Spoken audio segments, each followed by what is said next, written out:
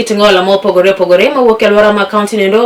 ziado koro nyiso dwaro margi ne jokanyo eko mantiere e sekta mar limbe mondo mi koro chul luor ne nafas margi e sekta no kaachiel bende kod neno kanyo koni chik mar higa 2025 mar ratiro margi bende koro oyangi kane giloso kinde romo mane oyangi mar ne chiwo kanyo puonj ewi ratiro margi e sekta nendo mar limbe giyango kanyo eko ni kata doko ne chik nendo mar higa 2025 yango maler thuolo kod ratiro margi e sekta nendo mar limbe piny owacho kaachiel kod jokanyo mane sekta makamano poko keto e tim kata poko yango yo makare e chik maket kod mano.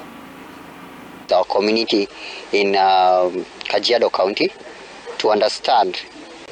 what is their role, how can they participate meaningfully,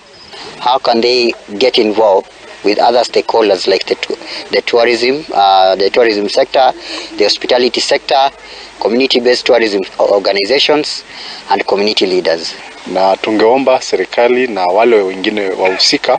waweze kutupa nafasi hata na sisi tuhusike katika kitengo hiyo kwa sababu ya kipato, kwa sababu hata sisi tuna nafasi yetu hapo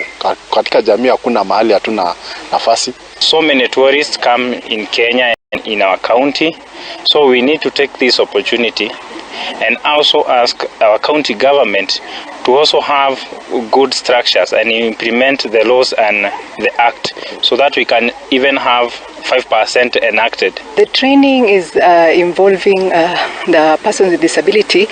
to ensure that they know their rights as from the Person with Disability Act 2025, to also be able to be involved in tourism ecosystem as business people, as employees, and also as tourists themselves.